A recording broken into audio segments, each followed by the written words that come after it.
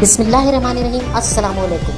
AQ global channel की तेज़ तरीन, मुस्तनिद तरीन और ताज़ा तरीन खबरों के साथ हाजिर खिदमत।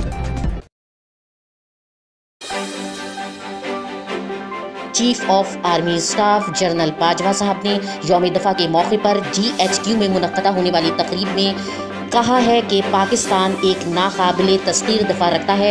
उन्होंने अल्लाह का शुक्र अदा करते हुए कहा कि मुझे खुशी है कि आज मैं आप सबके सामने खिताब करते हुए ये ऐलान कर रहा हूँ कि पाकिस्तान का दिफा नाकाबिले तस्खीर है और हम आखिरी सांस तक पाकिस्तान के लिए लड़ेंगे और पाकिस्तान के दिफा के लिए किसी भी कुर्बानी से दरेग नहीं करेंगे।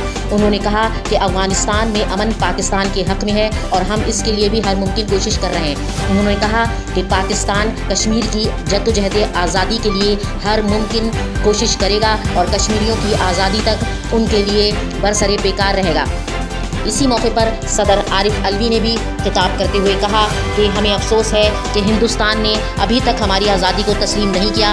उन्होंने 6 सितंबर में 1965 के तमाम सिपाहियों को ज़बरदस्त खिराज तहसीन पेश किया और कहा कि पाकिस्तान का दिफा आइंदा भी नाकाबिले तस्खीर रहेगा और आने वाले वक्त में हम सब पाकिस्तान के लिए किसी भी किस्म की कुर्बानी देने से दरेग नहीं करेंगे और पाकिस्तान का दिफा कोई भी नहीं तोड़ सकता। उन्होंने कहा कि अफगानिस्तान की जानिब की सरहद को तमाम तरीक़ों से महफूज कर लिया गया है। ताहम हमारी यही ख्वाहिश है कि अफगानिस्तान में जल्द अज जल्द अमन कायम हो और इसका फ़ायदा यकीनी तौर पर पाकिस्तान को भी है।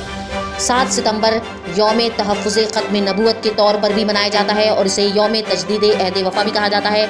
इस दिन मौलाना शाह अहमद नूरानी की सरबराही में 37 मुअज़्ज़ज़ अरकान असम्बली ने एक करारदाद पास करवाई थी, जिसमें तमाम अहमदियों, कादियानियों और मिर्ज़ाइयों को लाजमी तौर पर गैर मुस्लिम करार दे दिया गया था और इसके बाद ये बात लाजमी करार दे दी गई थी कि जो इंसान नबी करीम मोहम्मद सल्लल्लाहु ताला अलैहि वसल्लम को आखिरी नबी मानेगा वही दुरुस्त और मुकम्मल मुसलमान करार दिया जाएगा।